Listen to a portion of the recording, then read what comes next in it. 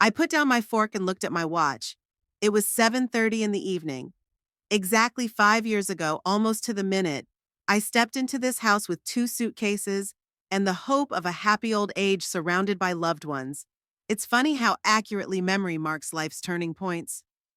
Grandma, you're looking at that old clock again, remarked Garth, my 13-year-old grandson, the only one in the family who sometimes noticed my gestures and habits. They tell the right time, honey, I replied, unlike your electronic gizmos. Lydia, my only daughter, rolled her eyes, a gesture that in recent years had become her signature response to anything I said. At 42, she looked remarkably like her high school version, the same impatience with other people's opinions, the same sense of superiority, only now seasoned with wrinkles of irritation near her eyes. Fergus, her husband, nonchalantly continued to cut the roast beef, pretending to be completely absorbed in the process.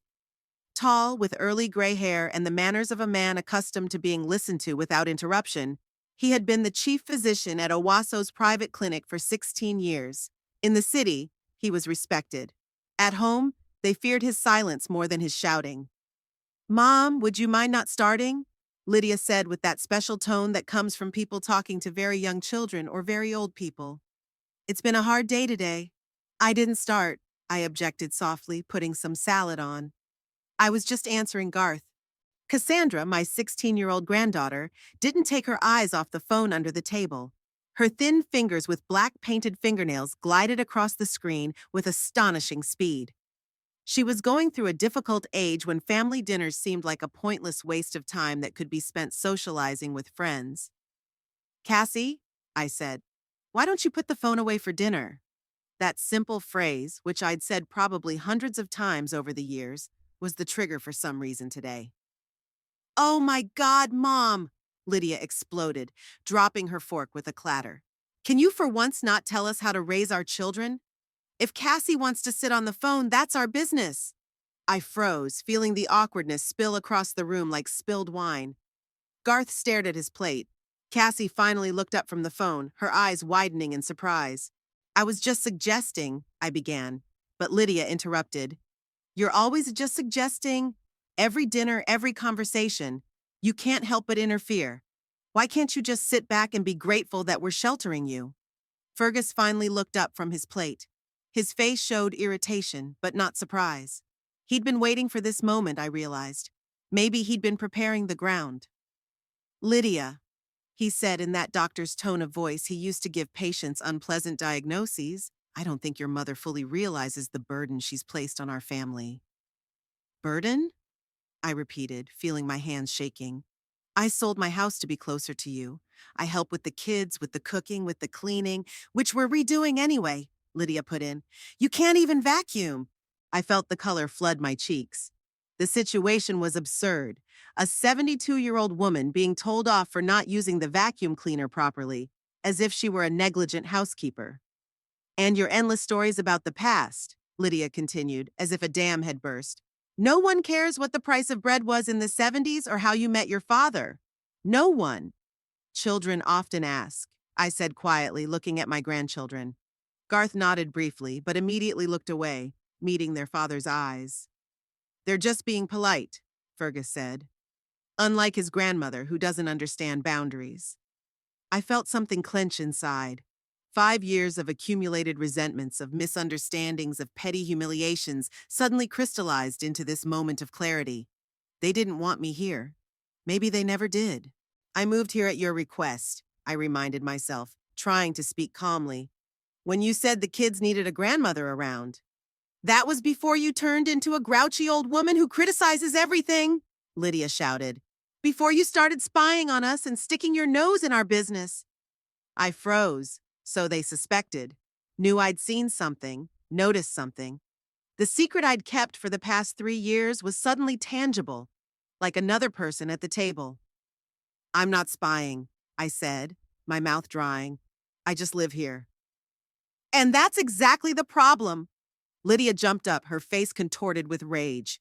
You live here. You're always here. You're always watching, judging, interfering. You're a burden to our family. Go away. The silence that followed that scream was deafening. Cassandra dropped the phone, which fell to the parquet with a clatter. Garth seemed to stop breathing. Fergus slowly wiped his mouth with a napkin, as if he were attending a business dinner rather than a family scandal. Lydia, he finally said quietly, I don't think this is the most constructive approach. For a moment, I thought he was going to stand up for me, but the next sentence shattered that illusion. Beryl deserves a chance to correct her behavior. We can discuss the house rules. I looked at my daughter, expecting some sign of regret. But Lydia crossed her arms across her chest, her eyes burning with determination. No, Fergus. I can't take it anymore. Either she leaves or I take the children and go to my sister's. It's your choice. I rose slowly from the table. My legs felt like cotton, but my back remained straight, a habit developed from decades of teaching elementary school. Standing up straight, even when you want to cringe.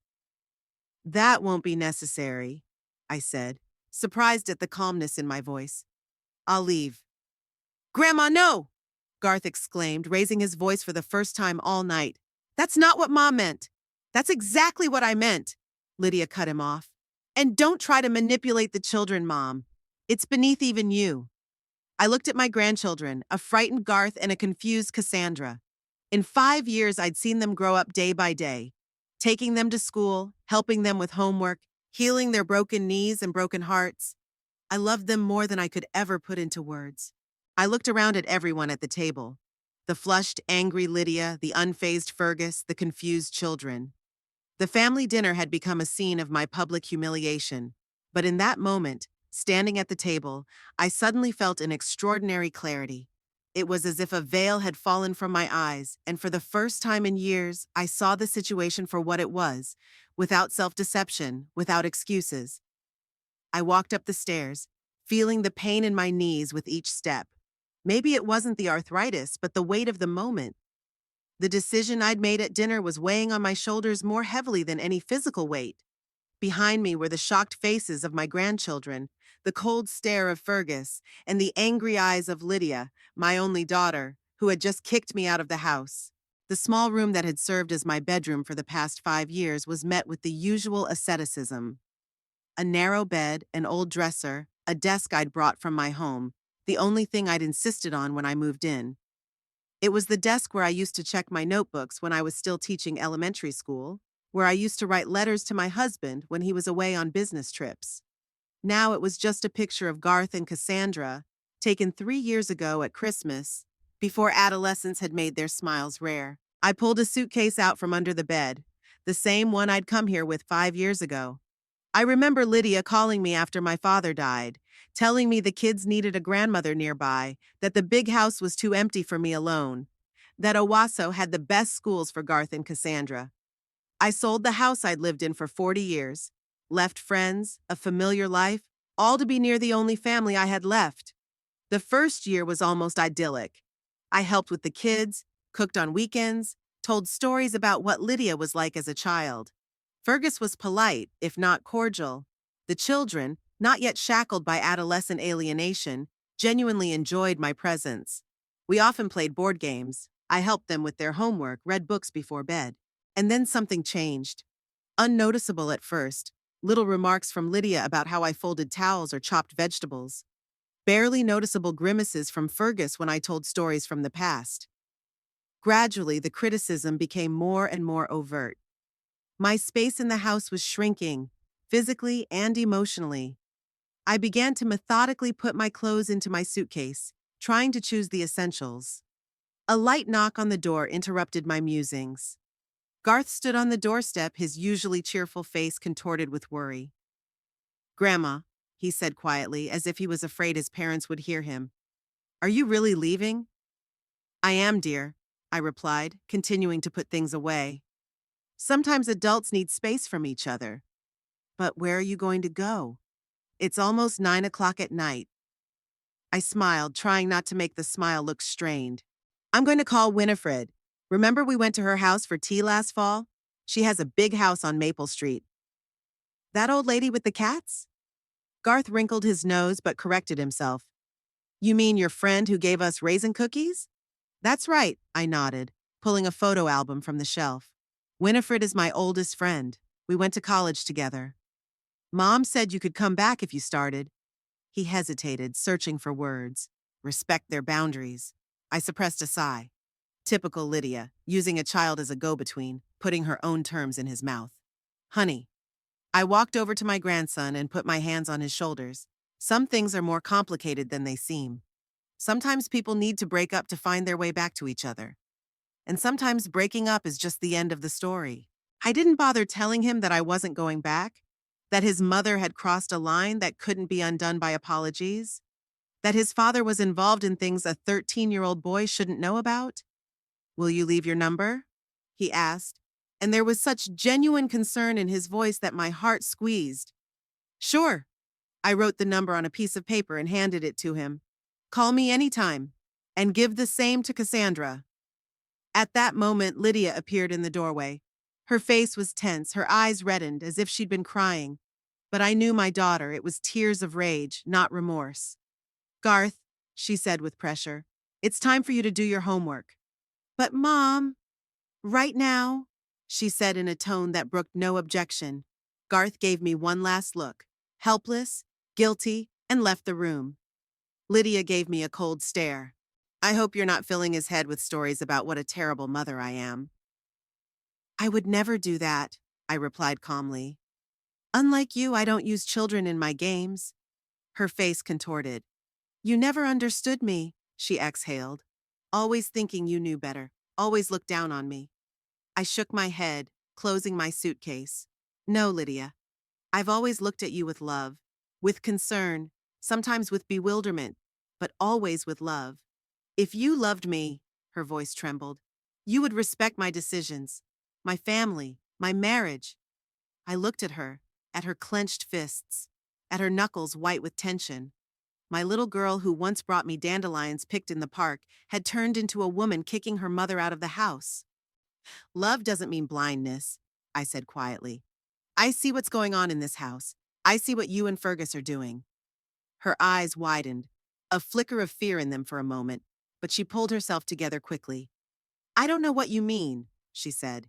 If you're referring to the way we raise our children— You know exactly what I mean, I interrupted, raising my voice for the first time in a long time.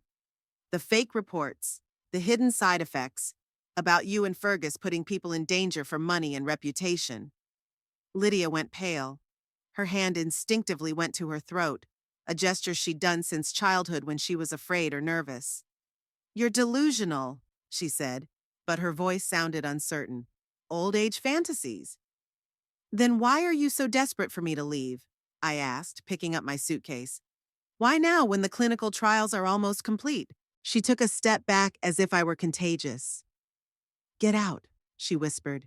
Just get out of my house. I walked past her, feeling strangely calm. 5 years I'd lived in fear of losing the last link to my family. 5 years I'd kept quiet about what I knew. Now that the choice had been made for me, I felt not grief, but relief. Fergus was waiting for me on the stairs, tall, trim, with a perfectly ironed shirt, an impeccable posture, a model head of household, and a respected doctor. No one would have guessed that this man methodically falsifies the results of drug trials, which could cost the lives of dozens, if not hundreds of patients. Let me help you with your suitcase, he said with fake politeness, extending his hand. I handed him the suitcase and started down the stairs, holding on to the railing. My knees reminded me of themselves again, but I didn't let myself show weakness. Downstairs in the hallway, Cassandra was standing there. Her eyes were red. She had actually been crying, unlike her mother. Her cell phone, usually out of her hands, lay forgotten on the console by the entrance. Grandma, she said softly, I'm going to miss you. I hugged her, breathing in the smell of the apple-scented shampoo she'd used since she was a little girl. I will too, sweetheart, but we'll see each other, I promise. Cassandra. Lydia's voice came from upstairs. Go to your room? But Mom, now! Cassandra flinched, gave me one last glance, and slowly made her way up the stairs. I heard the door of her room slam upstairs. Fergus opened the front door and stepped out onto the porch. I followed him, looking back at the house I'd called my own for 5 years. The framed pictures on the walls, the vase of artificial flowers I'd bought last spring, the hook for my coat in the hallway, the small traces of my presence that would soon fade away as if I'd never been here. The evening air was cool, almost chilly. The beginning of October in Owasso was always unpredictable. It could be warm, almost summer-like during the day, and in the evening the temperature would drop, reminding me that winter was coming. I wished I'd brought my coat. It was left hanging in the hallway, and it seemed humiliating to go back for it. Fergus didn't stop on the porch. He walked down the path to the gate, opened it, and stepped out onto the sidewalk. Then, with a sudden movement, he dropped my suitcase to the ground. Not threw it, but he didn't set it down neatly either. He was just getting rid of a burden he'd had enough of. "I called a cab," he said, looking over my head. "It'll be here in 10 minutes. "Thank you," I said, surprised at my own calm. "That's very thoughtful of you." He grimaced at the sarcasm, but didn't say anything. We stood across from each other, an old woman and a man in the prime of life, mother-in-law and son-in-law, two people who had never really understood each other. "You know, Fergus," I said at last, "when Lydia brought you to meet me, I thought she'd made a good choice. Successful, educated, from a good family. You seem so grounded, so reliable." He tensed as if expecting a blow. "But the years have shown that first impressions are deceptive," I continued. "Beneath the mask of respectability lies a man willing to risk his patients' lives for profit." "I don't know what you're talking about," he said, but there was a twinkle of concern in his eyes. "I'm talking about the ART 43 clinical trials," I said calmly. "The falsified reports where you and Lydia forgot to mention the serious side effects in 20% of the patients." Fergus turned pale. His face looked like a wax mask in the streetlight. "These are absurd accusations," he said, lowering his voice and glancing around at the neighboring houses. "You have no proof." "Do I?" I raised an eyebrow. "What about copies of the original reports I made 3 years ago? Or the recording of your conversation with the pharmaceutical company rep where you explicitly talk about withholding data?" It was a bluff. I didn't have a recording, although I did hear that conversation while standing outside the half-open office door. But Fergus couldn't know for sure.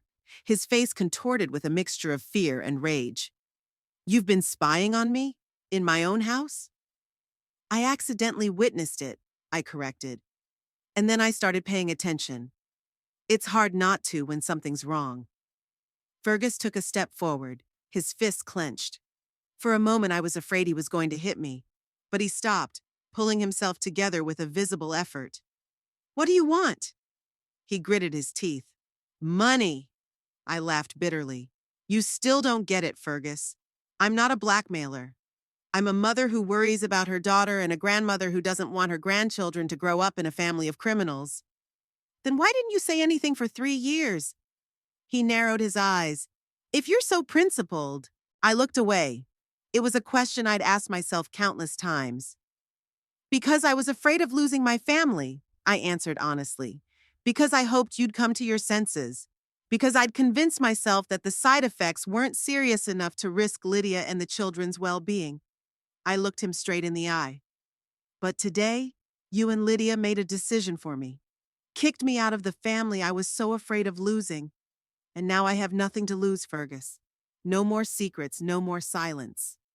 At that moment, a cab pulled up to the sidewalk. The driver, a young man with a tired face, rolled down his window. "Mrs. Sangwain?" he asked. "A ride to the Riverview Hotel?" "Yes," I answered, not taking my eyes off Fergus. "That's me." The driver got out to help with the suitcase. Fergus stood still, his face a mask of shock and rage. "You wouldn't dare," he whispered. "Think of Lydia, of the children." "They're all I think about," I replied, opening the cab door. For 5 years I'd kept quiet for their sake, but sometimes silence hurts more than the truth. I got into the car and closed the door. Through the glass I saw Fergus standing on the sidewalk, his tall figure tense, his fists clenched. Our gazes met for a moment, and I saw something in his eyes that I'd never noticed before: fear. Not for me, not for the patients who might suffer from his machinations, but for himself. The cab pulled away, taking me away from the house I'd lived in for 5 years, from the daughter who'd rejected me, from the grandchildren I loved more than life. But in that moment, I didn't feel exiled. For the first time in a long time, I felt free. Free from fear, from silent complicity, from compromising my conscience. The phone rang in my purse. Lydia's number. I didn't answer it. Whatever she wanted to say, it was too late. I'd made it clear to Fergus that I wasn't going to keep their secrets anymore, and I wasn't about to back down. The Riverview Hotel greeted me with dim chandeliers and quiet music in the lobby. The few guests, mostly business travelers, had already gone to their rooms, and only a young receptionist with neatly styled hair and a fake smile that became a little more genuine when he saw a potential client was bored at the front desk. "Good evening," he said in a practiced, cheerful tone. "What can I do for you?" "I need a room," I replied, pulling out my credit card.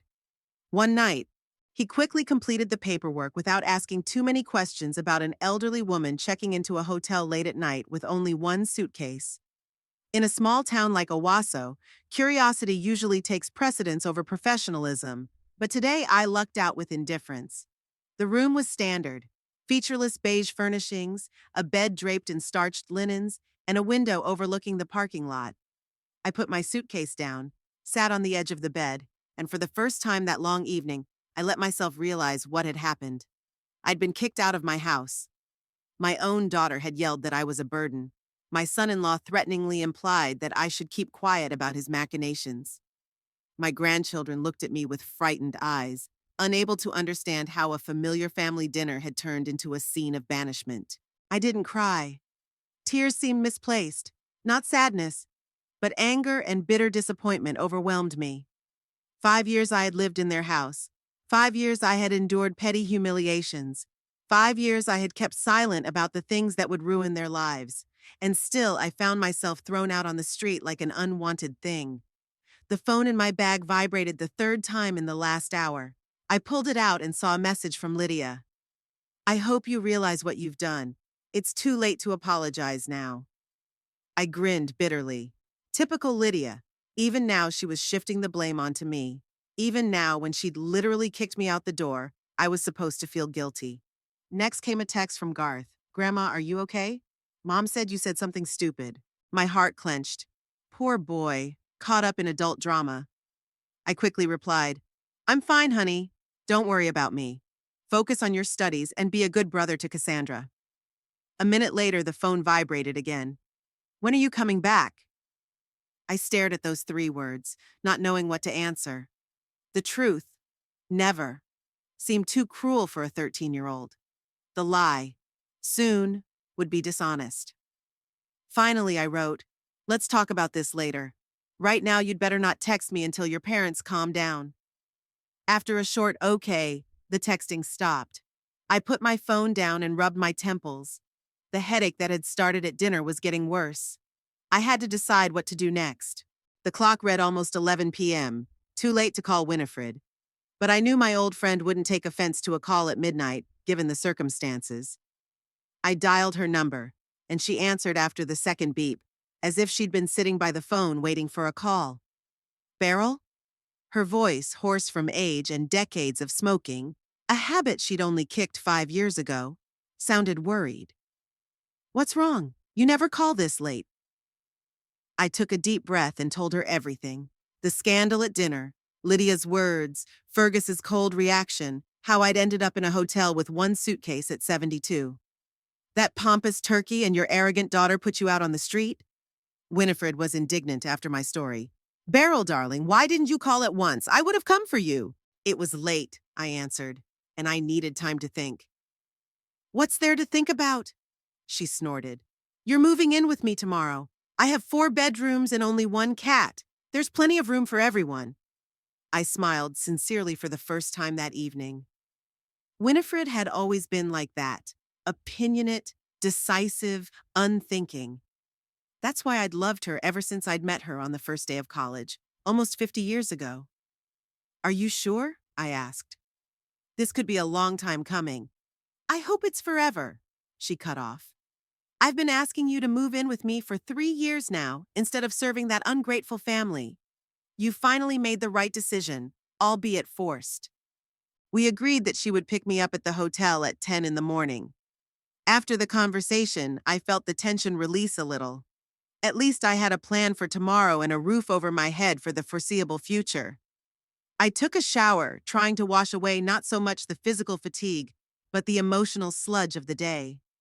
Lying in the unfamiliar bed, I couldn't sleep for a long time, replaying the events of the evening over and over in my head, imagining alternate scenarios where I said something different, where Lydia didn't explode, where Fergus stood up for me.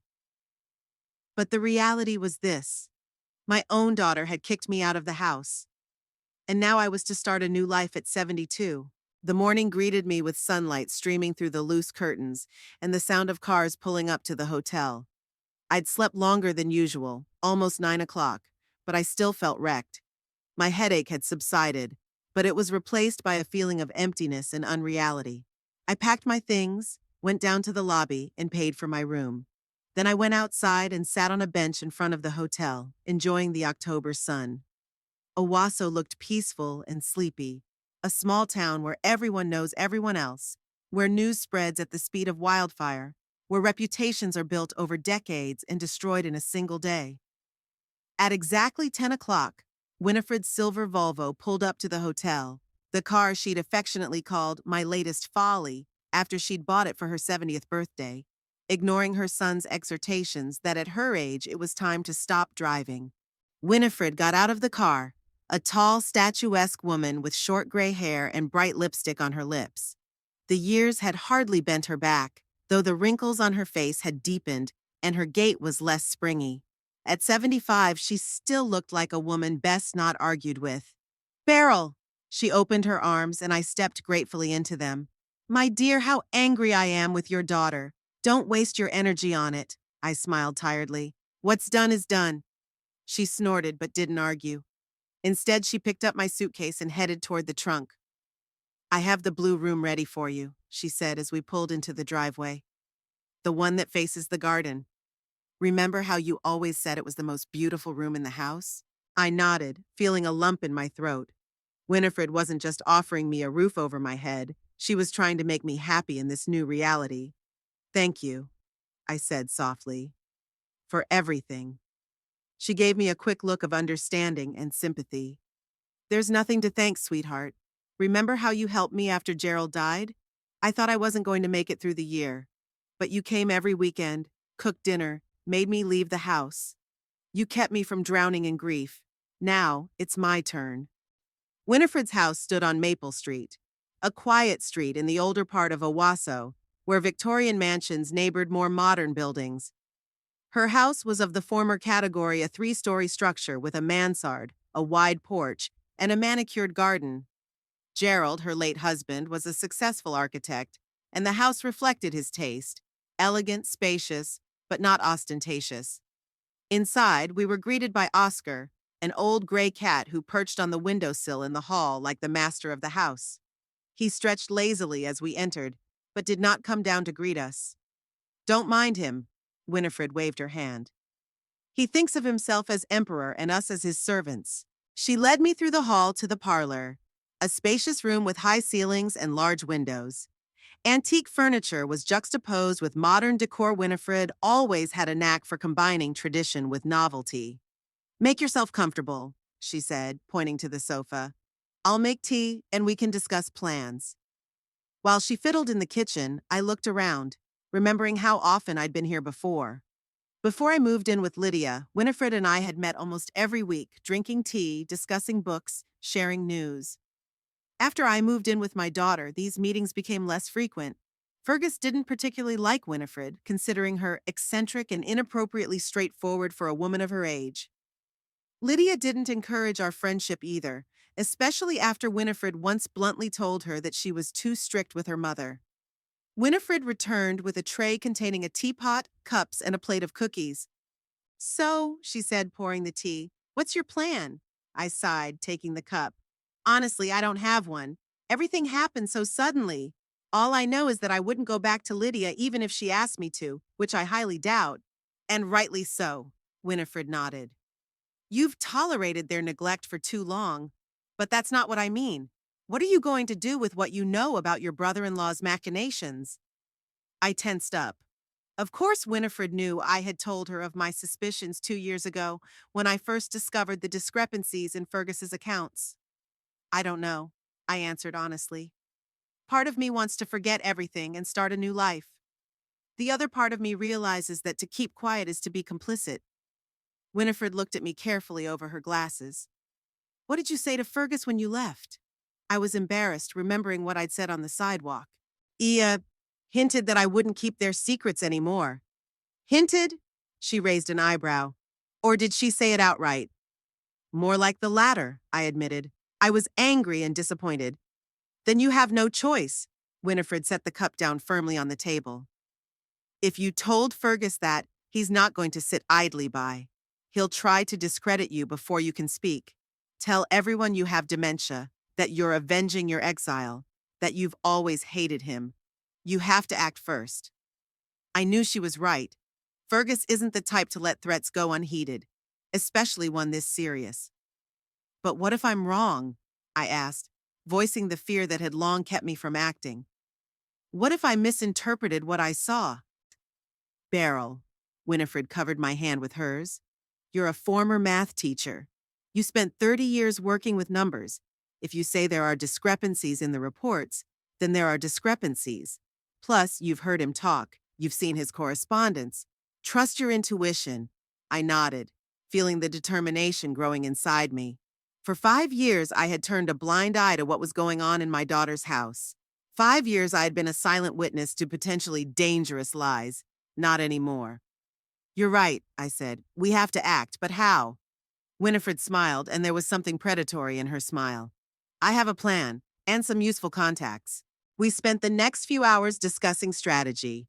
Winifred, a former lawyer, did have connections. She was friends with the editor of the local newspaper, the Owasso Chronicle, and was on good terms with the chairman of the town's medical board. Plus, her son, Marcus, worked at a law firm in a neighboring town and could provide professional advice.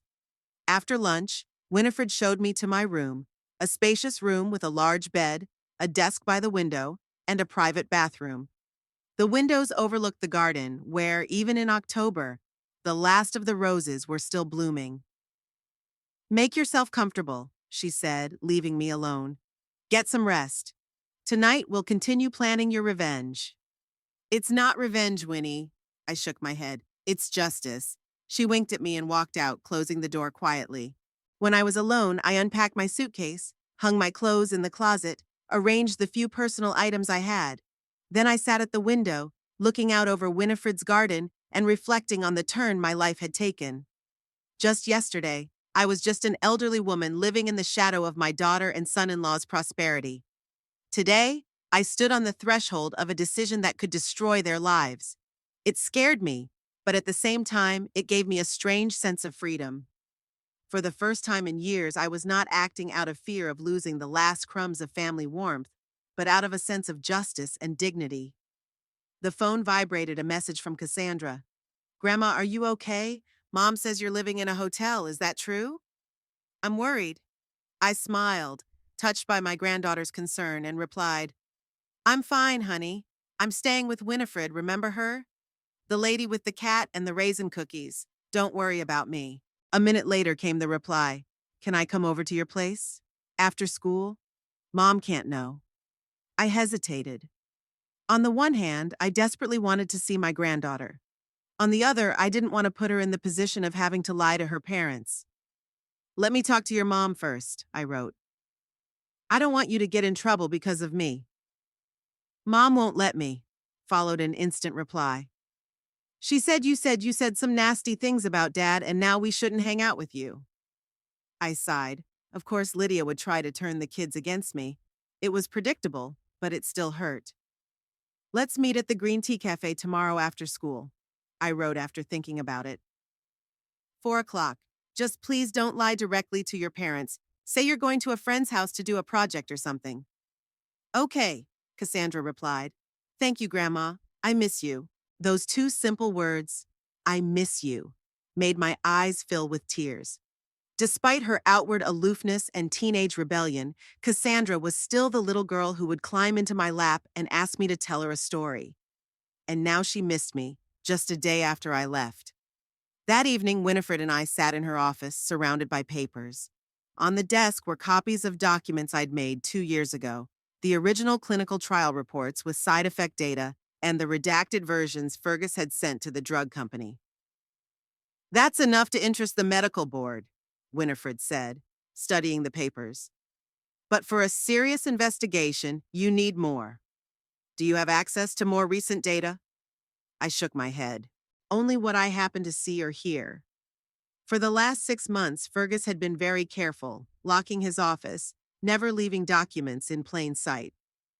"It's a shame," Winifred tapped her fingers on the table, "but that should be enough to get you started. Tomorrow I'll call Jeremy, the chairman of the medical board, and ask for a meeting, and then I'll contact Helena at the Chronicle. She loves breaking stories." "Are you sure it's a good idea to involve the press?" I asked hesitantly. "It could hurt the children," Winifred sighed. "Beryl, darling, you're too kind. But think about it. If your brother-in-law is really falsifying data about the side effects of a drug that's about to go on the market, we're talking about people's health and even lives. This isn't a domestic dispute, it's a crime." I knew she was right. Silence in this case made me an accomplice. But the thought of being the cause of a public scandal that would affect my grandchildren was almost physically painful. "Let's try the official route first," I suggested. "A medical board, perhaps a pharmaceutical company. If that doesn't work, then we'll go to the press." Winifred nodded, though it was clear she would have preferred a more aggressive approach. "All right, but don't forget, Fergus won't sit idly by. Once he realizes you're really going to expose the truth, he's going to start defending himself. And defenses can get very messy." I remembered Fergus's cold stare as he set my suitcase on the sidewalk. His words that I should think about Lydia and the kids, his almost threatening tone. "I understand the risk," I said quietly, "but I couldn't stay silent any longer. Not after they broke off our relationship on their own." Winifred smiled and squeezed my hand. "I'm proud of you, Beryl. I always knew that underneath that soft shell there was a core of steel." We spent another hour discussing the details of the plan. Then Winifred left to call her son, and I stayed in my office, going through documents and remembering everything I'd seen and heard over the past 3 years. The side effects Fergus was hiding were serious, ranging from liver problems to neurological symptoms. About 20% of patients taking ART-43 developed these complications, but reports sent to the drug company reduced that figure to 3%. "Statistical error," as Fergus once said in a phone conversation with a colleague. I remembered the first time I came across these documents, looking for Fergus's lost cufflink in his office. He accused me of improperly ironing his shirt, and the cufflink had fallen off. The box of papers fell off the shelf, and among the scattered sheets I saw 2 almost identical reports with different data. At first I thought it was a mistake, a typo. Then I heard Fergus's phone conversation in which he spoke openly about correcting the data. Then a conversation with Lydia, where she urged him to be careful with the documents. For 3 years I remained silent, convincing myself that I didn't know enough about medicine to draw conclusions, that maybe there was some logical explanation, that for the sake of the children it was best not to interfere. But now that Lydia herself had destroyed our family bond, I had no reason to remain silent. Fergus had to answer for his actions, and Lydia had to answer for her complicity. I gathered the documents into the folder Winifred had offered to keep in her safe. Then I went out to the veranda where my friend was smoking, a habit she returned to in times of stress, despite her promises to quit. "I'm sorry," she smiled guiltily, noticing my gaze. "Old habits die hard. So do old secrets," I replied, sitting down next to her. We were silent, staring out at the evening garden. The October air was cool, but not yet cold. Somewhere in the distance, a dog was barking. A peaceful picture, completely out of keeping with the storm that was about to break out in our little community. "Are you sure you want to do this?" Winifred suddenly asked. "It's not too late to forget everything, to start a new life here with me, without scandal and exposure." I wondered. Part of me really wanted that, a quiet, peaceful life with a trusted friend, away from family drama and ethical dilemmas. But the other part of me knew that I could never be at peace with myself if I kept quiet. "I have to do this," I said firmly. "Not for revenge, but because it's the right thing to do." Winifred nodded, put out her cigarette, and took my hand. "Then we'll do it together. Tomorrow I'll call Jeremy and make an appointment. And then, whatever happens, happens. I sat in Winifred's kitchen, sipping my morning coffee and looking out the garden through the big window. Oscar, my friend's cat, was nestled in a nearby chair and lazily washing his face. A peaceful domestic scene, completely out of keeping with the hurricane I had launched yesterday afternoon. After much deliberation, I decided to act quickly and decisively. Winifred and I called her longtime friend Jeremy Hammond, chairman of the city's medical board, and arranged an emergency meeting. Hammond, a gray-haired man with a keen eye and a reputation for incorruptible medical ethics, scrutinized the documents I presented. "Mrs. Sangwain," he said then, taking off his glasses and rubbing the bridge of his nose. "If all this is true, it's a very serious matter. Tampering with the results of a clinical trial is a felony." "I understand," I replied, trying to keep my voice steady. "That's why I came to you. Do you realize that this will ruin your son-in-law's career and possibly affect your whole family?" I nodded, feeling the weight of the decision with my whole being. "But if we don't stop him now, people will suffer. The side effects he's hiding could have permanent health consequences." Hammond looked at me for a long moment, as if assessing my resolve, then nodded. "I will initiate an investigation immediately. Please be prepared to give formal testimony." After that, things spun with incredible speed. The medical board contacted the pharmaceutical company for which Fergus worked.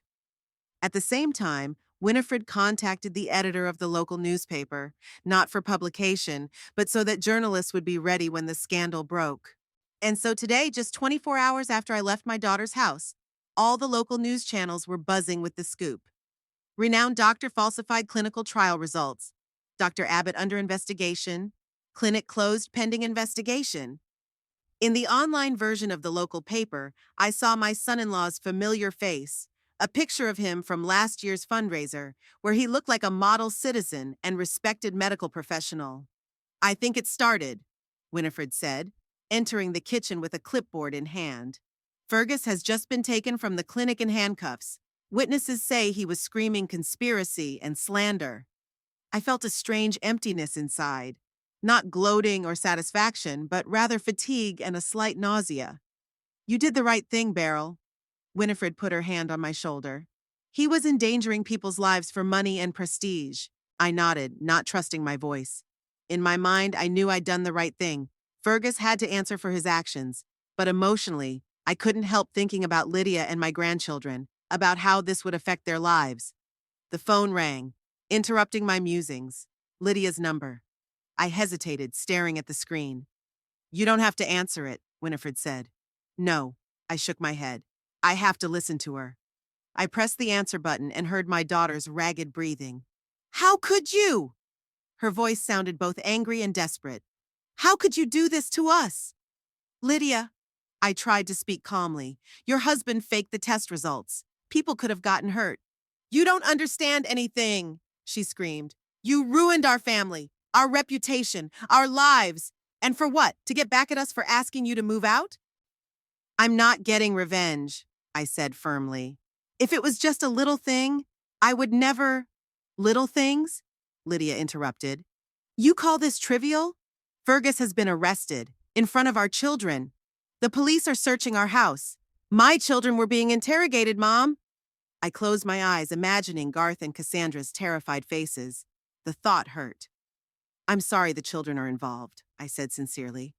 "But you and Fergus should have realized the risks of what you were doing." "I didn't do anything!" Lydia screamed again. "I was just supporting my husband. That's normal." "You knew, Lydia," I objected softly. "I heard your conversations. You were helping him hide the truth." There was a heavy pause on the other end of the line. "They're accusing me of complicity," Lydia finally said, her voice suddenly quiet and lost. "I've been fired. No severance pay. I could lose my right to work in the medical field. Do you realize what you've done?" "Lydia." I tried to find the right words. "I know this is hard for you, but think about the patients who could have been hurt. The consequences if the drug had gone on the market with fake safety reports." "Don't you dare lecture me!" My daughter's voice is back to a harsh tone. "You betrayed your family, your own daughter. That is unforgivable. And you kicked your mother out of the house. I said quietly. I think we're even. Lydia exhaled sharply as if I'd hit her. You know what?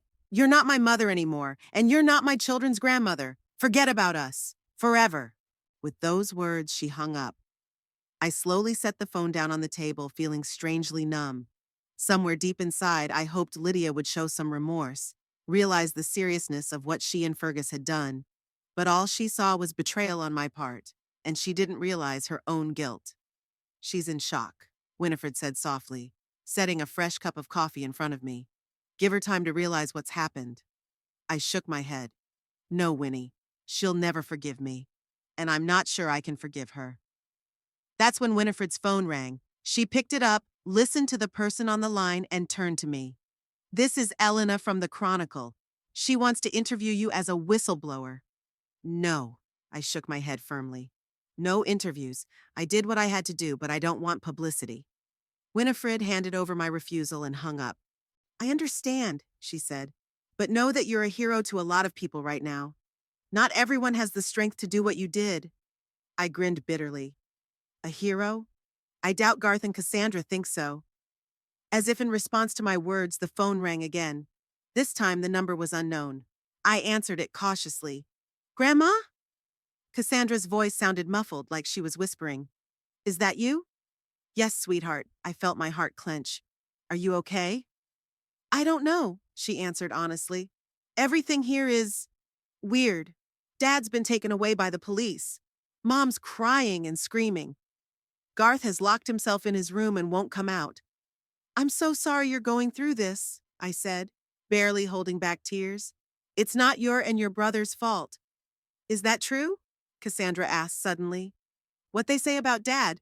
That he falsified some medical reports? I hesitated, not knowing how to answer a 16-year-old girl with a question like that. Yes, I finally said. I had proof, and I took it to the medical board. Is that why you left us?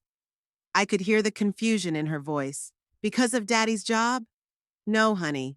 I left because your mom asked me to leave. Do you remember that night at dinner? I do, Cassandra answered quietly. She was yelling at you, but I thought you two would make up. Sometimes adults can't make up, I said softly. But that doesn't mean I stopped loving you and Garth. There was a pause on the other end of the line, and then Cassandra spoke even quieter. Mom says you betrayed our family, that you always hated Dad and wanted to hurt him. I sighed. Of course Lydia would try to turn the children against me. I never wanted to hurt your father, I said firmly. But what he was doing was wrong and dangerous. Sometimes you have to make hard choices to do the right thing. I have to go, Cassandra whispered suddenly. Mom's coming. I'll call later if I can. The connection ended, leaving me with a heavy heart and a lot of unspoken words. The day went on and the news got more dramatic. The Fergus Clinic was temporarily closed, with all patients being diverted to other medical facilities. The pharmaceutical company issued a press release denying any ties to the rogue researcher and promising full cooperation with the investigation. By late afternoon, local TV stations were blazing headlines about the medical scandal of the year. The news showed the Fergus Clinic with sealed doors, comments from shocked colleagues, and even a short interview with a patient who participated in the trials and now threatened a lawsuit. They're saying the first patients are already suing, Winifred said, switching channels. And this is just the beginning.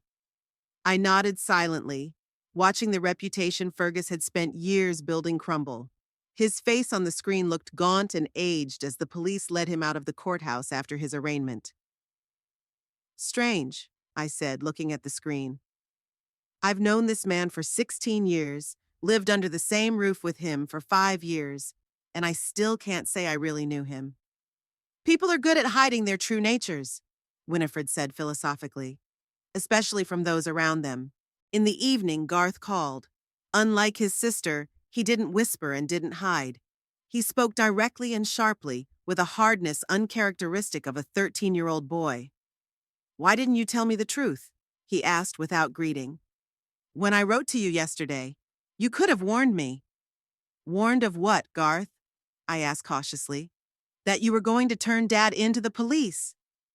There was resentment in his voice. I looked like a complete idiot at school. Everyone already knew and I didn't. My heart ached. I hadn't thought about how the news would affect the kids at school, how quickly gossip would spread in a small town. I'm sorry, Garth, I said sincerely. I didn't want you to find out like this. The guys are saying that Dad's a criminal. His voice trembled. That he's going to jail. Is that true? I didn't know what to say. I didn't want to lie, but the truth seemed too cruel for a 13-year-old boy. Your dad made a mistake, I said carefully. A big mistake. And now he's going to have to take responsibility for his actions. But no matter what happens, he's still your father, and he loves you. If he loved me, Garth said bitterly, he wouldn't do things that could get him locked up.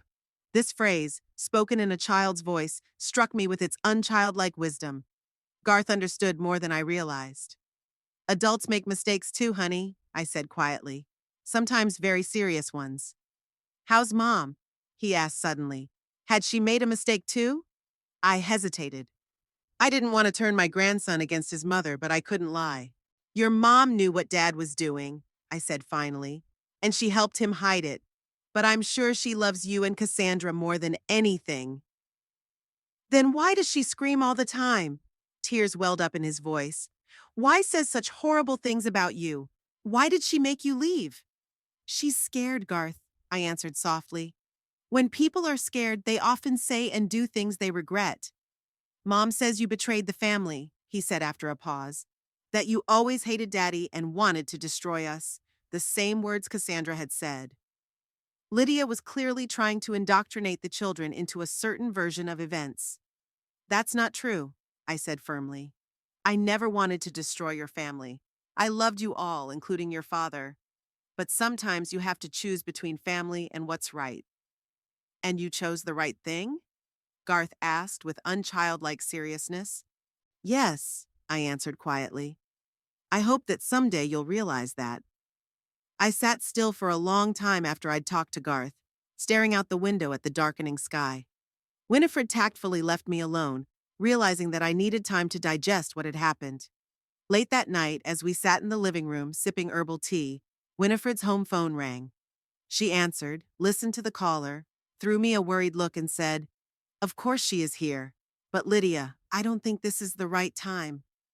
I put out my hand for the receiver. Winifred reluctantly handed it to me. "Are you satisfied?" Lydia's voice sounded hoarse, as if she had been screaming or crying for a long time. "Did you get what you wanted?" "Lydia," I said tiredly, "I didn't mean to hurt anyone, especially the children." "It's too late to think about children," she shouted. "You've already ruined everything. Fergus is under house arrest. He's out on bail, but he's not allowed to leave town. The clinic is closed. I've been fired. Our accounts are frozen. How are we going to live? Have you thought about that?" "You have an education," I reminded you. "You can get another job, and you have a house." "A house?" Lydia laughed bitterly. "What house are you talking about? Do you have any idea what's going on in the city? Everyone is talking about us. Neighbors have stopped saying hello. Friends won't return our calls. Peggy Thornton, my best friend from college, just canceled our meeting. Said she was uncomfortable socializing in the current situation. 15 years of friendship, and just like that, I sighed. Social isolation is another consequence I hadn't thought of. "I'm sorry for what happened," I said sincerely. "But you and Fergus made a choice when you decided to fake the test results." "I didn't fake anything," Lydia screamed. "I was just helping my husband." "Complicity is also a crime," I reminded her gently. "And you, my own mother, will testify against me?" There was disbelief in her voice. I hesitated. It was one thing to hand over documents about Fergus's machinations, and quite another to testify against my daughter in person. "I'll only tell the truth," I finally said, "about what I saw and heard." "Then yes," Lydia said bitterly. "You did betray your family." "No," I said firmly. "You betrayed medical ethics by helping Fergus cover up the dangerous side effects of the drug. You're the one who put patients at risk for financial gain." There was a heavy pause on the other end of the line. "You know what?" Lydia finally said in a quiet, almost calm voice. "I always thought you were weak, quiet, submissive, always giving in. But it turns out you're the most cruel and calculating person I know. Congratulations, Mom. You've won. Our lives are ruined." With those words, she hung up the phone. I slowly put the phone down, feeling a strange emptiness inside. She's in shock, Winifred said softly, taking the phone from me. Give her time to process what happened. I shook my head. No, Winnie, she'll never forgive me. And I'm not sure I can forgive her. I couldn't sleep that night for a long time, thinking about the consequences of my decision. I had done what I thought was right, but the price was high. I may have lost my daughter forever and risked my relationship with my grandchildren. Fergus and Lydia's family was destroyed, financially, socially, emotionally. Their reputation in the town they once considered their fortress was reduced to rubble. And yet, as I fell asleep in the morning, I felt no regret. Only the quiet certainty that I had done the right thing, even if I had to carry the burden of that decision for the rest of my life. 3 months flew by. January blanketed Owasso in a white blanket of snow, turning the small town into a Christmas card. Sitting by the window in Winifred's living room, I watched the snowflakes swirl in the light of the street lamps and thought about how my life had changed during that time. The scandal surrounding Fergus had gradually subsided. The first stormy weeks, when his name had been on the front page of the local newspapers, had been replaced by a calmer but no less thorough investigation. The pharmaceutical company canceled all contracts with him and initiated its own review. His medical license remained suspended, his clinic closed. Most of the patients involved in the trials filed a class action lawsuit. Lydia lost her job as clinic administrator and, as far as I knew from Garth, was trying to find a new one. But the reputation of being the wife of a fraudulent doctor closed many doors in front of her. The family's financial situation was becoming increasingly precarious. They had already sold one of their cars and fired the housekeeper. I watched all of this with mixed feelings. On the one hand, I didn't feel any gloating or satisfaction at their woes. On the other, I realized that the consequences were inevitable and deserved. Fergus and Lydia had made a choice when they decided to fake research results, and now they were paying for it. What's on your mind? Winifred entered the living room with 2 cups of hot chocolate. Family matters again? I gratefully accepted the cup and nodded. Today is Garth's 14th birthday. I sent a gift by courier, but I'm not sure Lydia will let him accept it. Winifred snorted, settling into the chair opposite. If she's going to throw away a gift for her own son just because of her pride, she's even stupider than I thought. She's just hurt, I countered softly, and scared. Her whole world is falling apart. A world built on lies will sooner or later collapse, Winifred said philosophically. By the way, did you remember that tomorrow we're meeting with Marcus to sign the education fund documents? I nodded. After much deliberation, I decided to set up an education fund for Garth and Cassandra. Regardless of their parents' actions, the children were not to suffer. Marcus, Winifred's son, and a successful lawyer, had helped arrange it so that neither Fergus nor Lydia could access the money. It was to be used solely for the grandchildren's college and other educational needs. Do you think Lydia will see this as another attempt at interference? I asked hesitantly. Perhaps. Winifred shrugged. But that shouldn't stop you. You're not doing this for her, you're doing it for the children. My life had changed dramatically in the last 3 months. No longer was I an elderly woman living in the shadow of my daughter and son-in-law's welfare, enduring petty humiliations for the chance to see my grandchildren. I now shared a spacious house with my best friend, had an active social life, and managed my time as I saw fit. Winifred and I attended art shows and concerts, went to the local theater, and participated in a book club. At Christmas, we went to a neighboring town for 2 days, staying in a cozy hotel overlooking the lake. In February, we planned a little trip to Florida to escape the cold winter. Financially, I was also independent. The money from the sale of the house, some of which I had once put into Fergus's investments, had been returned to me as part of the investigation. As it turned out, my son-in-law had misused it, adding another item to his list of transgressions. Now these funds, along with my retirement savings, allowed me to live a decent life and not worry about the future. But despite all the positive changes, there was still a wound in my heart, the separation from my daughter and limited communication with my grandchildren. Lydia flatly refused to speak to me. Her last message, sent 2 weeks after Fergus's arrest, was, I hope you are satisfied with the results of your betrayal. Don't try to contact us. With the grandchildren, the situation was more complicated. Cassandra, always more cautious and prone to compromise, communicated with me rarely and surreptitiously. Short messages, stolen calls. She was torn between loyalty to her parents and affection for me. Garth, on the other hand, displayed a surprising independence of judgment for his age.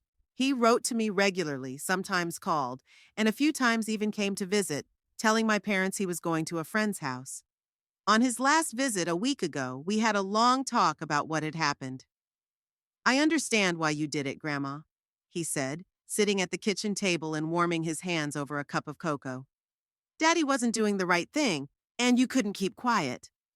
Thank you, Garth, I said quietly, touched by his understanding. Not many adults can see things so clearly. But Mom's still very angry, he continued, frowning. She says you destroyed our family out of revenge. I sighed. Lydia continued to see only personal motives in my actions, refusing to acknowledge the seriousness of what she and Fergus were doing. Your mom is scared and confused, I explained. When people are afraid, they often look around for someone to blame instead of looking at themselves. How's Daddy doing? I asked after a pause, trying to keep my voice neutral. Garth shrugged. I don't know. He doesn't talk much. Sits in his office all day long. Sometimes I hear him and Mom fighting at night. My heart is tight. Despite everything that had happened, I didn't want a family nightmare for my grandchildren. What about you? I asked gently. How was school? Fine. He tried to smile, but it was a strained smile. It was hard at first. Everyone was talking about Dad, pointing fingers. But it's better now. I have friends who don't mind it. That's when Garth told her that Cassandra was having a harder time with the situation. Social approval means a lot more at 16 than it does at 13. Some of her friends stopped socializing with her. Her boyfriend broke off the relationship. She began to do worse in school, cried often and hardly ever left her room. I took all this news with mixed feelings. I didn't want the children to suffer, but I realized that my actions were necessary. Fergus couldn't continue to endanger the patients, and I couldn't remain a silent accomplice. The doorbell rang, snapping me out of my musings. Winifred, who was reading a book in the chair across the hall, raised her eyebrows in surprise. Are you expecting someone? I shook my head and went to open the door. To my amazement, Lydia stood on the threshold, pale, gaunt, with dark circles under her eyes. May I come in? She asked, not looking me in the eye. We need to talk. I stepped back silently, letting her into the house. Lydia came in, looking around warily, as if she expected a trick. When she saw Winifred, she tensed even more. Perhaps we had better talk in private, I asked, turning to my daughter. Lydia nodded. Winifred rose understandingly and, with a reassuring glance at me, left the room. Have a seat, I pointed to the couch. Would you like some tea? No, Lydia answered sharply, but sat down. I didn't come to drink tea. I sank into the chair opposite, preparing for an unpleasant conversation. Lydia looked exhausted, but there was determination in her eyes. Fergus is pleading guilty, she said suddenly. In a plea bargain, he faces probation and a hefty fine, but no jail time. I'm glad the children won't lose their father, I replied sincerely. Lydia gave me a quick glance, as if checking to see if I was mocking her. Of course, his medical career is over, she continued bitterly. And so is mine. No one wants to hire a cheating doctor's wife, even in an administrative position. I remained silent, not knowing what to say. Any expression of sympathy might have sounded fake, given my role in their current situation. You must be happy, Lydia said defiantly. You got what you wanted, ruined our lives. I never wanted to ruin your life, I replied quietly. I wanted to stop a dangerous practice that could hurt people. And for that, you betrayed your own family? There was an old resentment in her voice. No, Lydia, I said firmly. I didn't betray my family. I did what any responsible citizen should do. What you and Fergus did wasn't just unethical, it was a crime. Lydia looked away, her shoulders slumping slightly. I didn't know everything, she said quietly. Fergus didn't fill me in on the details. I was just helping with the paperwork. You knew enough, I said softly but insistently. I'd heard your conversations. I saw you helping to edit the reports. I trusted my husband, she exclaimed with sudden fury. Is that a crime? He said everything was under control, that it was standard practice in research, that the side effects were negligible. And you believe that? I asked, looking her straight in the eye. Even when you saw the actual numbers? Even when you heard about patients with serious complications? Lydia didn't answer, averting her gaze.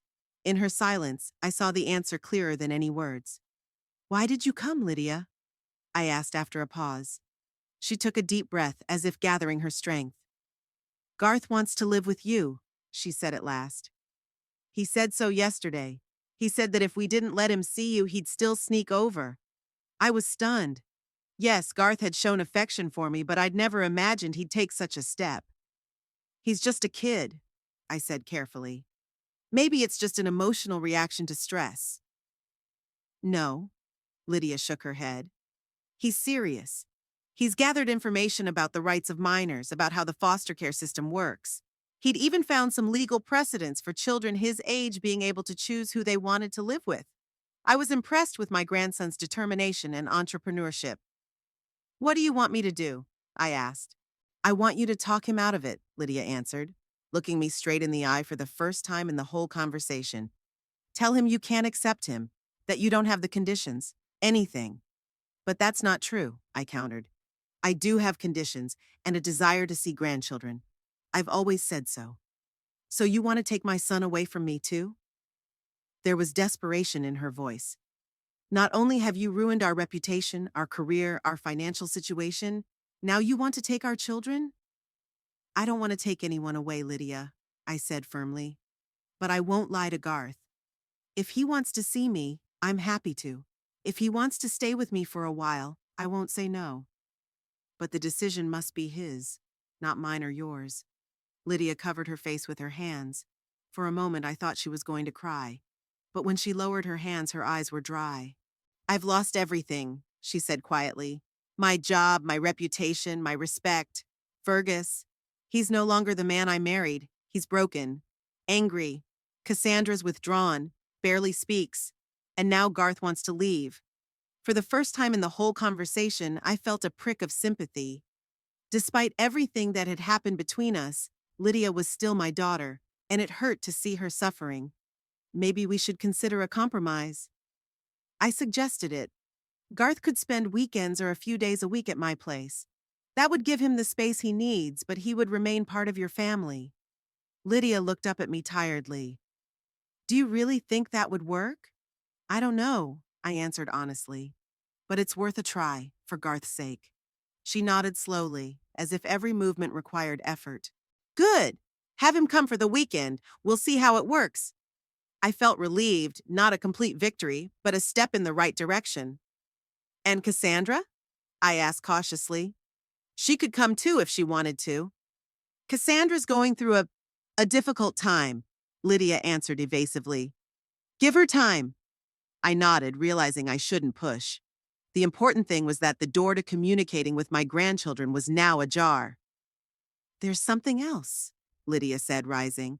I heard that you are creating an educational foundation for children.